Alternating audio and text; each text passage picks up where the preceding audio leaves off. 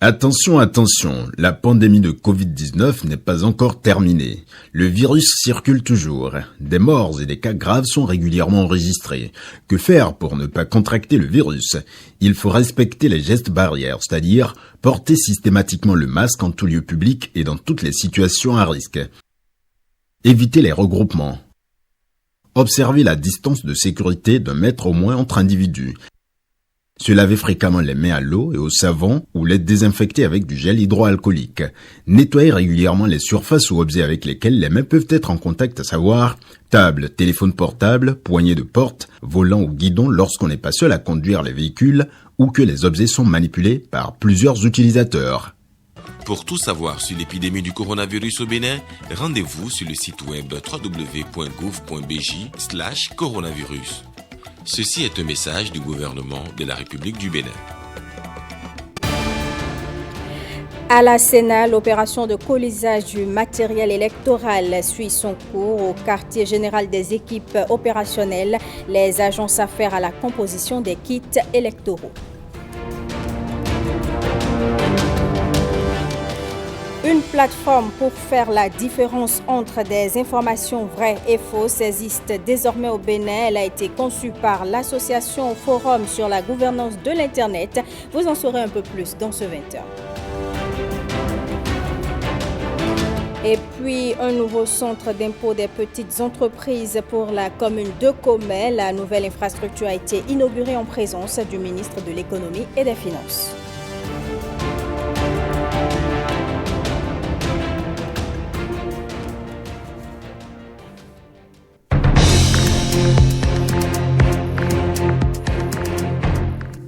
Bonsoir à tous et bienvenue au journal. L'OCOSA a accueilli ce mercredi le meeting du duo Talon Talata. Pour l'occasion, la population s'est mobilisée et a affirmé son engagement à contribuer à la victoire du duo le 11 avril prochain. Jérôme Hongbo, François Zinsou et Fawaz Din Olaonikpekou.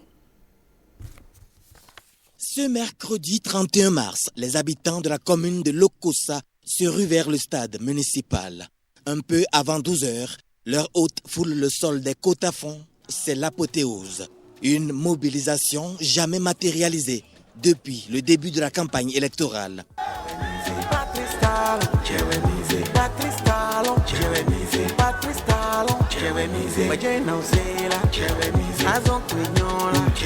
Patrice Talon est séduit, il se positionne sur un podium installé en plein cœur du stade. Je suis honoré, je me sens plus que chez moi ici à l'OCOSA. Je sais qu'il n'était pas nécessaire de venir faire la campagne ici à l'OCOSA. Qui peut battre Talon Talanta à l'OCOSA? Personne. Non, je suis venu demander la bénédiction. Je ne suis pas venu faire la campagne. Le départ, c'est ici, à l'OCOSA. Et ce qui me fait plaisir. Et c'est pourquoi je voudrais respectueusement saluer mes compatriotes de l'OCOSA, à partir de l'OCOSA, saluer tous les Béninois. Au-delà des réalisations du programme d'action du gouvernement, le duo Talon Talata annonce une bonne nouvelle pour l'OCOSA. Est-ce que l'OCOSA a définitivement la figure d'une capitale? Mes amis, non. Pendant les 5 années à venir, quand on viendra à l'OCOSA, on va se croire à Petit Paris. L'OCOSA sera totalement assaini, tout au moins le centre-ville, assaini. Le bitume et les pavés ne seront plus une exception. Ici à l'OCOSA, la capitale du mono. Et puis, mes chers amis, dans une capitale, il faut le siège du gouvernement. Les services de l'État déconcentrés, les ministères qui sont représentés dans tous les départements. Est-ce que l'OCOSA a sa cité départementale pour montrer que nous sommes vraiment dans une capitale départementale? L'OCOSA aura sa cité départementale administrative. Je suis prêt à donner le meilleur de moi-même encore davantage, plus que ce que j'ai fait jusque-là. L'OCOSA, plus que jamais, mobilisé derrière le duo Talon Talata pour le 11 avril prochain, consciente que lorsqu'un projet est annoncé, il est réalisé. Patrice Talon, Patrice Talon, Patrice Talon. Ah, c'est Migano les dans 10 ans, 10 ans. Maman t'entend parler dans 10 ans. Niki soutient le duo Talon-Talata. La population l'a exprimé au cours d'un meeting, une rencontre au cours de laquelle Mariam Tchabi-Talata Zime a échangé avec ses citoyens de Niki. À Perere également, le soutien au duo Talon-Talata est effectif. Les détails de Ronald Robinson et de Abdullah Fouidrissou. Un accueil royal à la colistière de Patrice Talon à Niki. C'est une manifestation de l'engagement des populations à soutenir le duo Talon-Talata pour continuer à relever les défis de développement entamés. Nous avons lu à travers des projets de société, une suite de projets de société ambitieuses, parce que nous avons déjà accordé notre confiance pour 5 ans, qui n'a pas été trahie. Et suite à cela, nous ne pouvons que faire confiance aux bâtisseurs. Le développement, ça y est. Le nouveau slogan des bâtisseurs de la République. Un thème de campagne que valide la commune de Niki. La ville attend fermement son nouveau palais impérial et ne compte plus reculer. Madame Talata, quand elle est venue, la première chose qu'elle a faite, c'est d'aller voir le Sinaboko. C'est d'aller reconnaître les valeurs qui sont sur cette terre-là. Et c'est pour ça que les populations de Niki, pour elles, c'est vraiment important que cette valeur de la culture, du tourisme, puisse être portée haut. Depuis qu'on lui a fait confiance, en 2016, il a commencé par démontrer effectivement que nous pouvons aller de l'avant en comptant sur nos propres forces. Sur ce, nous devons demander à la population de démontrer la confiance qu'on avait déjà placée en lui pour les 5 prochaines années, afin que ce duo-là puisse continuer de travailler pour nous de façon aussi excellente. Quelle cause défendons-nous ? La cause du progrès. Il n'y a pas de véritable démocratie sans développement. Nous demandons aux uns aux autres d'avoir confiance en nous. Chez nous, ce qui compte, c'est avant tout et surtout l'action capable de nous amener tous vers le progrès collectif. C'est ça notre credo. Nous demandons également aux populations de Niki de sortir massivement voter. Une mobilisation populaire intégrant toutes les forces vives du berceau de l'histoire bâtonnou et dont la ministre Aurélie Adamsoulé-Zoumarou est la cheville ouvrière. Pendant ces 5 ans, les réalisations qui ont été obtenues augurent d'une bonne suite. Dans nos communes, désormais, les gens savent où se trouve la vérité.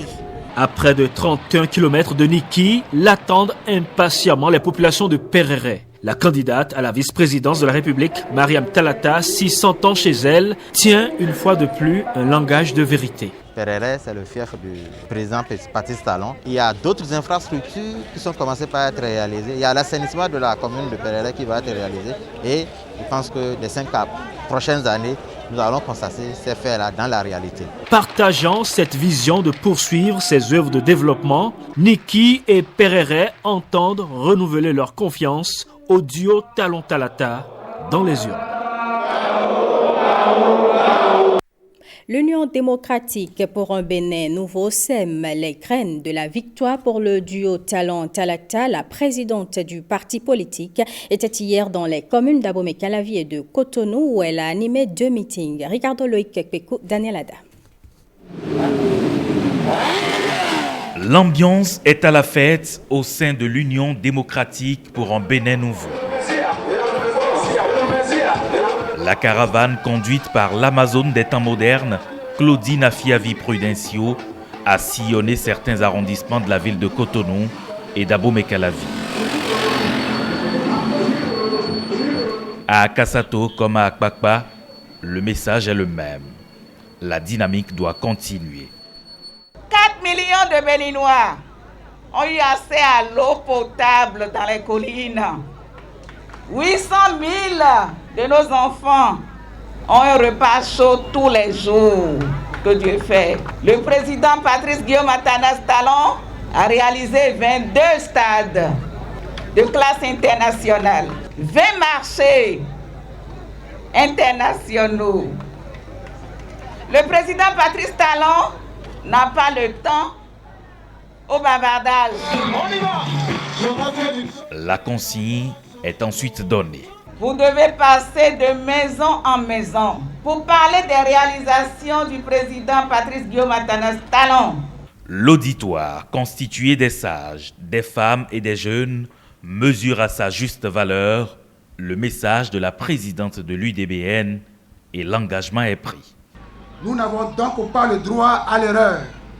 Nous devons parcourir les hameaux de notre pays et exhorter les citoyens à sortir massivement le 11 avril pour donner caution à Patrice Talon afin qu'il poursuive le job. Rendez-vous donc au soir du 11 avril pour s'en assurer.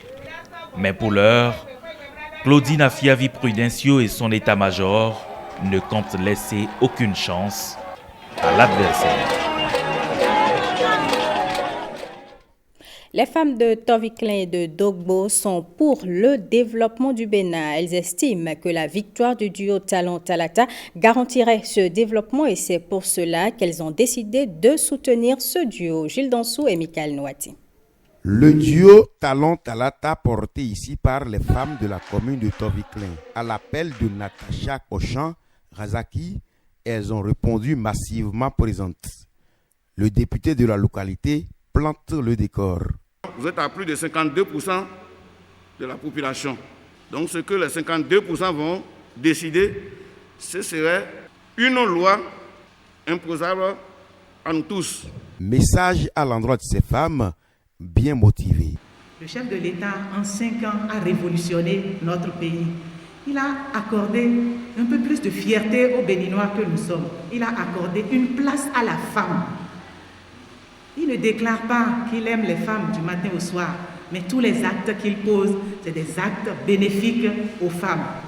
Et pour couronner tout ceci, il a accepté comme colistière une de nos sœurs, la sœur Talata, que vous connaissez, cette brave femme qui est huppée, qui nous ressemble, qui est une mère de famille, qui est une dame très simple, humble, à travers laquelle nous nous retrouvons. Nous devons dire merci au chef de l'État pour ça. Nous devons dire merci aussi parce que vous vous rappelez dans notre village ici combien c'était pénible quand difficilement, après 9 mois de grossesse, nous nous retrouvons à l'hôpital et qu'on nous dit que les médecins sont en grève. Parfois, nous perdons nos enfants. Parfois, nous perdons nos sœurs. Après Toviklen, le même exercice s'est poursuivi à Dogbo sous la houlette de Dame Kembo Paulette Annie. Le recadrage des grèves aujourd'hui font que déjà les enfants sont à l'école. Les femmes, quand elles vont dans les hôpitaux, elles arrivent à avoir les soins dans les hôpitaux publics tranquillement, sans avoir souffert de ce qui peut arriver. Il y a beaucoup de choses que Talon a fait pour Dogbo et les promesses qu'il est en train de nous donner aujourd'hui, nous savons que ça va se tenir et que tout Dogbo bénéficiera des actions du programme 2021-2026. Les femmes de Dogbo et de Toviklen viennent ainsi de s'exprimer de manière assez claire sur la poursuite des actions de développement du gouvernement. Et pendant la période électorale, dans les différents états-majors des candidats en lice pour la présidentielle, on affûte les armes, on revoit les stratégies de campagne. Les militants FCBE et leurs leaders ne sont pas du reste. Distribution des affiches et mobilisation des cellules du parti pour la victoire. William Toki, Michel Egbe et Patrice Ronnier. Au siège du parti Foscori.Bénin émergent, on s'affaire de tous côtés. Répartition des affiches par département, redéfinition des stratégies de campagne pour une couverture intégrale du territoire national. À chaque zone, son mode opératoire. Je suis le candidat officiel, je suis le manager des élections, et je suis le manager pour notre victoire. Donc je dois faire le dispatching de tout le matériel sensible pour la campagne. Et ma présence est d'autant plus nécessaire que nous avons un chronogramme, nous avons fait une répartition, une planification. Et en tant que contrôleur général, je viens voir si le matériel qui quitte va à bonne destination. Il faut que les affiches et les affichettes, il faut que les bâches soient déjà affichées partout parce que c'est une campagne presque médiatique et qui porte sur les images. Nos images doivent être attractives. Nous devons donner à travers les images l'envie aux électeurs d'aller voter. Si dans le sud du Bénin, on privilégie les rencontres de masse, les meetings par arrondissement et par commune, au nord, c'est le contact direct, le porte-à-porte, pour annoncer la bonne nouvelle. Pour nous qui avons l'expérience des élections, c'est à 1 à 4 semaines que des équipes se cognent sur le terrain. Et ne soyez pas inquiets. Nous avons changé de stratégie. Il n'y a que 3 candidats. On parle de duo, de vice-président. En réalité, il n'y en a que 3. Vous les connaissez. Et chacun connaît ses zones d'ancrage. Chacun connaît là où il faut mettre fort. Là où il faut que nous appuyions fort, nous appuyons fort. Mais attention, c'est une élection sur suffrage universel. Des voies de Donkassa jusqu'à Madjere, jusqu'à Waké, jusqu'à Tangueta, jusqu'à Porto-Novo-Kové, en passant par Savalouida, nous en avons besoin. L'alternance au sommet de l'État, les responsables Kori y croient du confère. Ils invitent les militants à mouiller le maillot et des arguments pour y arriver ne manquent pas. Nous, c'est le consensus. Voter FCBE, c'est voter pour consensus. Nous sommes porteurs de générosité. Notre candidature est considérée comme une solution pour régler des problèmes qui existent. J'invite les militants FCBE à sortir massivement pour aller voter, pour que nous puissions arracher le pouvoir que nous avions perdu il y a quelques années. Les responsables Kori promettent la surprise au soir du 11 avril 2021. Une conviction partagée par les militants. Pendant ce temps, les populations de l'Atakora et de la Donga reçoivent le duo Korwe-Agossa, le duo qui était à Kwandé, Natitengu et Djougou. Le point des 3 étapes avec Viti Saoura et Giscard Rakovi. Le duo Corentin Korwe-Irénée Agossa en campagne électorale à Natitengu. Les populations de la cité des Nanto font bon accueil au candidat de la dynamique Restaurer la confiance qui dit désapprouver les réformes de la rupture. Ces réformes qui font que nos enfants sont à la maison, il faut arrêter ces réformes et prendre d'autres positions pour favoriser le développement du pays. Le diagnostic est clair, c'est qu'il faut restaurer la confiance. Parce que les Béninois ont une crise de confiance. La méfiance est devenue la règle. Après Natitengu, le duo Korwe-Agossa se rend dans la Donga pour conquérir l'électorat de Djougou. Le peuple a assez souffert et aspire à l'alternance que vous leur proposez. Le Bénin, comme tout pays sous-développé, a accusé un grand retard numérique.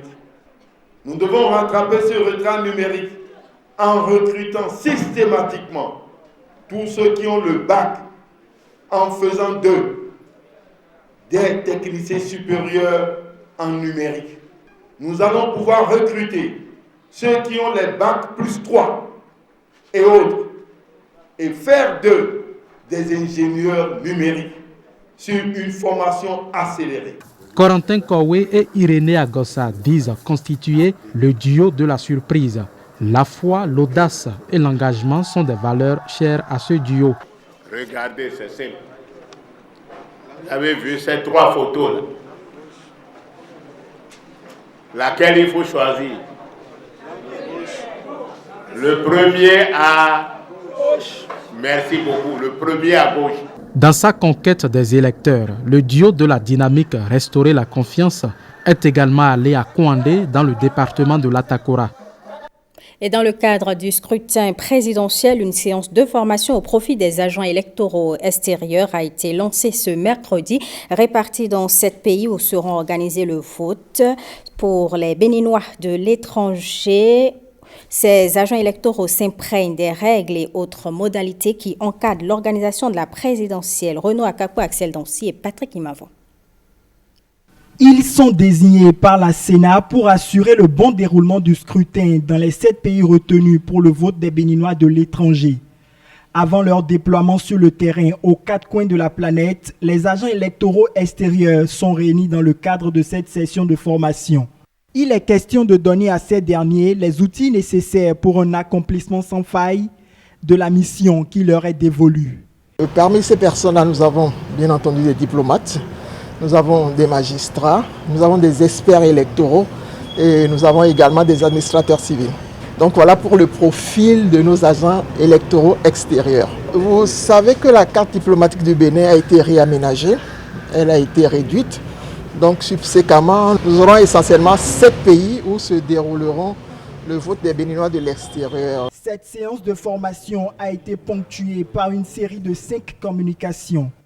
Les rôles et responsabilités des agents électoraux extérieurs, le remplissage des documents électoraux, la gestion du matériel électoral et des résultats du vote, les infractions et sanctions en matière électorale et le paiement des agents commis à la tâche. Toutes ces questions ont focalisé les attentions tout au long de cette session de formation. Notre souhait est que vous contribuiez à l'organisation efficace de l'élection présidentielle du 11 avril prochain. Comme vous le savez, l'organisation réussie d'une élection, quelle qu'elle soit, dépend d'abord et avant tout de la qualité des agents électoraux qui ont pour mission de l'organiser, de faire en sorte que tout se passe bien et que les résultats soient transmis en temps réel. À l'issue de leur formation, ces agents électoraux extérieurs seront déployés dans les capitales des 7 pays concernés. L'opération de colisage du matériel électoral se poursuit à la Sénat au centre Cora, quartier général des équipes opérationnelles. Les agents commis à cette tâche s'affairent et constituent les kits électoraux. Rufin Domingo, directeur de la logistique à la Sénat, explique l'opération au micro de Rachidat Biomama.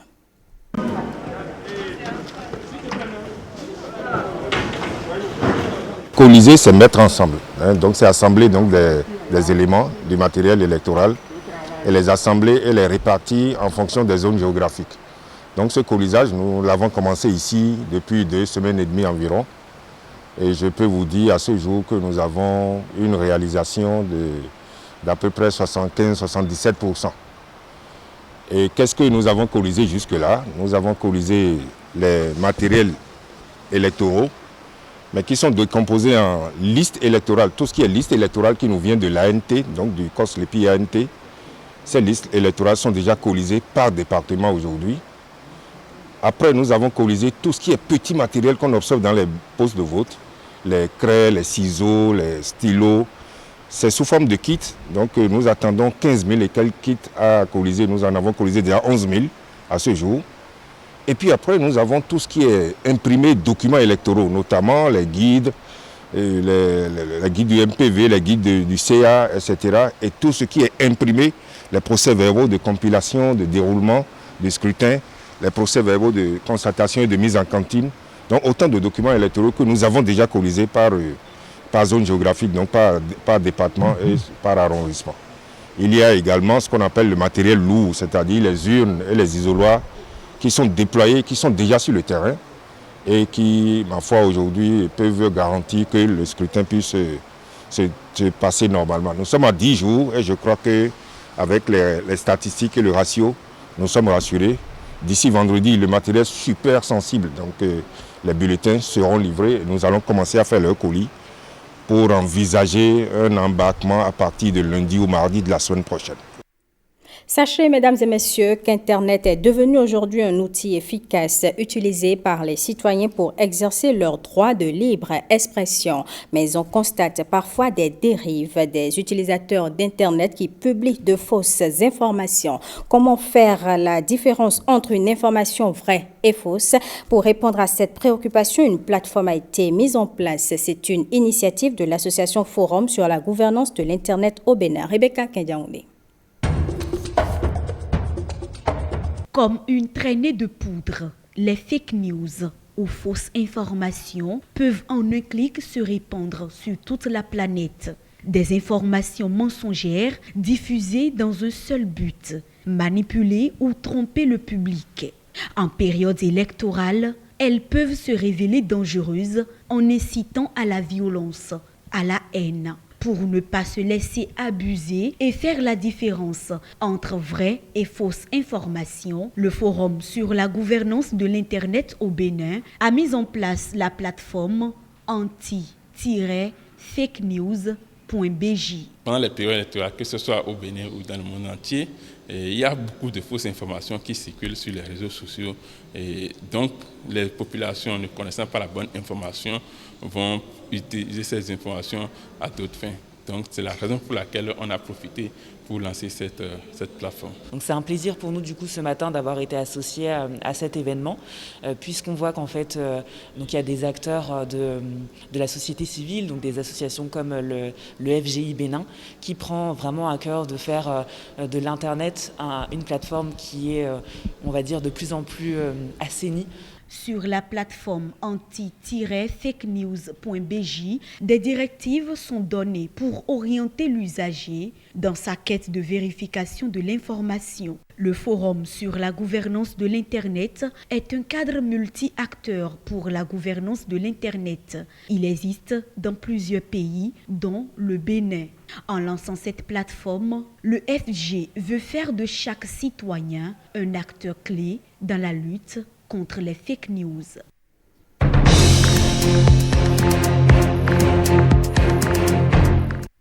Je vous l'annonçais dans les titres, la commune de Commet dispose désormais d'un centre d'impôt des petites entreprises. Le tout nouveau bâtiment a été inauguré en présence du ministre de l'Économie et des Finances et des cadres de la Direction générale des impôts. Ricardo Loïc Pécou. Un nouveau bâtiment pour la sécurité et le confort des usagers des impôts.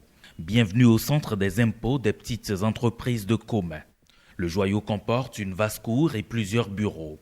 Une résidence spacieuse et moderne pour les services d'assiette et de la recette. De quoi faciliter le travail des agents de ce centre. Il y a quelques jours, c'était à Bomé. Aujourd'hui, nous sommes à Commet. Et nous espérons chez nous ici que bientôt ce sera peut-être le tour de Graopo ou bien de Athémé Bopa. L'accueil des contribuables se fera désormais dans de meilleures conditions sécuritaires et sanitaires. L'autorité communale s'en réjouit.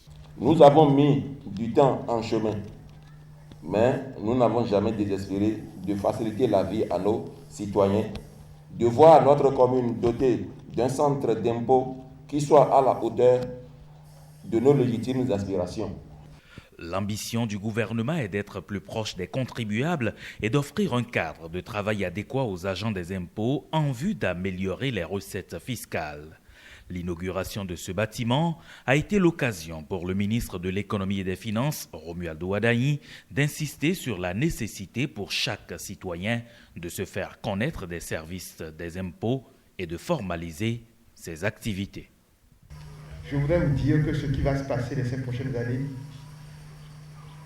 nécessite que les populations soient informées, accompagnées pour se formaliser. Et donc ici, c'est pour ça que je dis que la mission que nous devons avoir ici, c'est conseiller et assister. La nécessité pour les uns et les autres, quel que soit ce que vous faites, d'aller vous faire connaître de l'administration. Ce n'est pas forcément pour payer, pour bénéficier de l'assistance et pour bénéficier d'un accompagnement quand il y aura une difficulté. En facilitant donc l'accès à ces services et en se rapprochant davantage des contribuables, l'administration fiscale entend obtenir davantage de performances et contribuer ainsi à la construction et au développement du Bénin. Eh bien, mesdames et messieurs, ce sera tout pour ce journal que je vous remercie d'avoir suivi.